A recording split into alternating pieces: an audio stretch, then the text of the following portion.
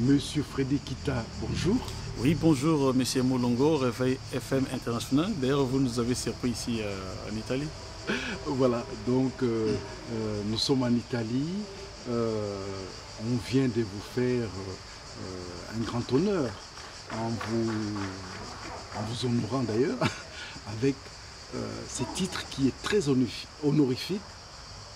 Monsieur Frédéric Kita, vous êtes chevalier de la paix. Alors, expliquez-nous à quoi consiste cette fonction. Oui, d'ailleurs, je suis très ému parce que je ne m'attendais pas à être promu aujourd'hui. Parce que vous savez que quand on fait un bon travail, quand on défend son peuple, quand on lutte pour la réconciliation entre les peuples, quand on lutte pour que la vraie démocratie s'installe au Congo, quand on n'a jamais pris les armes, quand on n'a jamais versé le sang humain. Et j'ai été surpris d'être notifié donc, pour que nous nous retrouvons ensemble ici. Comme vous avez vu dans la salle, il y a plusieurs autorités, il y a des ministres, il y a des hauts magistrats, il y a des ambassadeurs, il y a des banquiers, il y a des industriels qui étaient dans la salle, vous avez vu. Et je suis ému. Donc je ne dirais pas que les mots me manquent, mais je suis très ému par cette élévation en tant que chevalier de la paix. Alors, en tant que chevalier de la paix, en quoi consistera votre travail désormais? Parce que il me semble que c'est une lourde responsabilité. Effectivement, vous savez que Frédéric Kita a toujours milité pour la paix, pour la démocratie, comme je vous l'ai dit, a toujours milité pour qu'il y ait la vraie réconciliation à travers les peuples. Aujourd'hui, dans mon pays, la République démocratique du Congo, vous voyez ce qui se passe. À l'est du pays, l'insécurité est en son plein, nos populations fuient leurs maisons, nos villages sont désertés. À Kinshasa, n'en parlons pas. Raison pour laquelle nous avons toujours lutté pour qu'il y ait d'abord l'unification et la pacification dans notre pays. C'est ce que nous allons continuer comme travail. D'abord, la paix, lutter contre les inégalités, lutter contre la malgouvernance, lutter contre tout ce qui est le blocage du développement. Donc, nous allons aujourd'hui continuer à faire notre travail comme nous l'avons toujours fait. Raison pour laquelle, aujourd'hui, le gouvernement italien, le gouvernement maltais, nous ont reconnus et voilà aujourd'hui la récompense. Alors la place des droits de l'homme dans ce que vous allez faire? Ben, écoutez, quand je dis les inégalités, cela veut dire qu'il y a déjà cette branche-là des droits de l'homme. Je crois qu'étant qu'homme politique, étant qu'opérateur politique, étant que surtout aujourd'hui chevalier de la paix, nous allons lutter pour que les droits de l'homme soient respectés. Nous allons lutter pour que la liberté d'expression, la vraie démocratie s'installe dans tout le continent, pas seulement africain, mais à travers le monde. Alors, Monsieur Frédéric Kita, vous êtes le secrétaire général du parti politique Démocratie Chrétienne, parti cher à Monsieur Eugène Diom Ndongala, qui est en prison, qui est le prisonnier politique personnel d'alias Joseph Kabila en République démocratique du Congo. Là, aujourd'hui, en Italie, on vous fait chevalier de la paix. Est-ce que vous avez une pensée pour lui? Bon, écoutez, je crois que vous nous avez toujours accompagnés partout où nous allons. D'ailleurs, vous êtes vous-même pas seulement journaliste accrédité auprès des autorités françaises, mais aussi à Genève, à l'ONU. Vous voyez le travail que Frédéric Kita, secrétaire général de la démocratie chrétienne, le parti cher à Eugène Ndongala, qui croupit injustement aujourd'hui en prison, fait pour qu'il retrouve sa liberté. Donc là, je ne suis pas là pour faire des discours, mais je dis d'abord à Eugène Ndongala, qui est le prisonnier politique personnel de ce régime qui nous gouverne par défi. Aujourd'hui, le soleil nous éclaire. Et je crois que bientôt, il sera libre. D'ailleurs, je profite aussi pour vous annoncer que bientôt, le comité international des droits de l'homme à Genève va essayer un peu de rendre publiques ces résolutions par rapport à ces dossiers Diom Ndongala contre le gouvernement de la République démocratique du Congo. Alors, vous faites aussi un grand honneur à notre pays, la République démocratique du Congo, qui est non seulement reconnue aujourd'hui, mais élevée à travers votre présence ici en Italie. Bon, écoutez, comme vous venez de le dire, d'ailleurs, je vous êtes un témoin, disons, privilégié, comme si je peux dire ainsi, oculaire. Vous avez vu, je suis le seul Africain parmi tous ces grands de ce monde à être honoré. Donc je ne représente pas seulement la RDC, mais tout le continent africain. au jour d'aujourd'hui. Donc c'est un honneur pour toute l'Afrique. Donc vous avez vu, donc on m'a tout donné.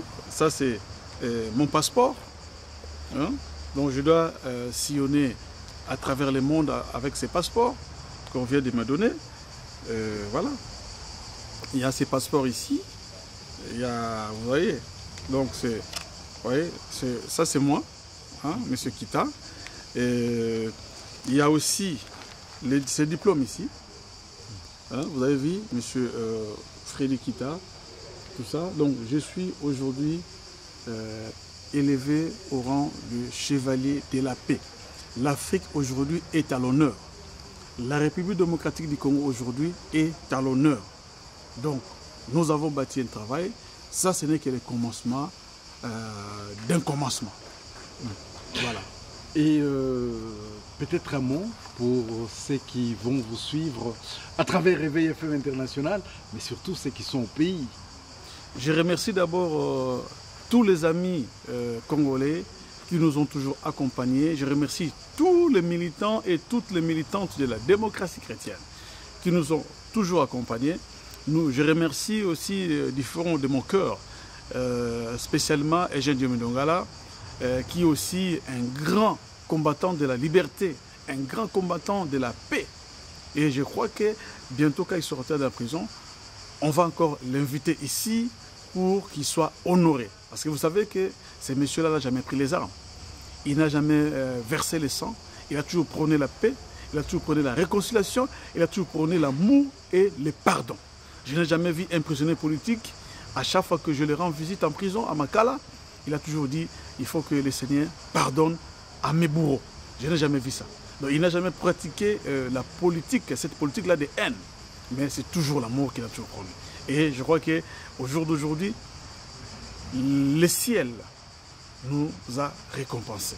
Et je suis très ému, comme je viens de dire. Donc vous savez que je n'ai pas l'habitude d'avoir cette attitude. Quand même, c'est un grand honneur que le gouvernement italien, que le gouvernement maltais nous ont quand même fait. Et nous voici aujourd'hui au village de Saint-François d'Assise, qui est un grand village, et nous sommes honorés. Nous sommes honorés, nous sommes dans un château en plus, nous sommes dans un joli château ici.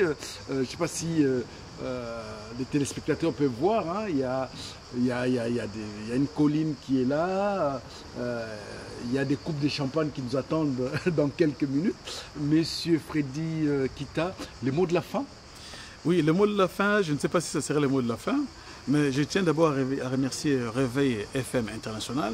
Je remercie aussi les chanceliers qui m'a décoré. Je remercie toute l'organisation, je remercie le gouvernement maltais, je remercie le gouvernement italien qui nous a réussi, et je remercie tous les amis chevaliers.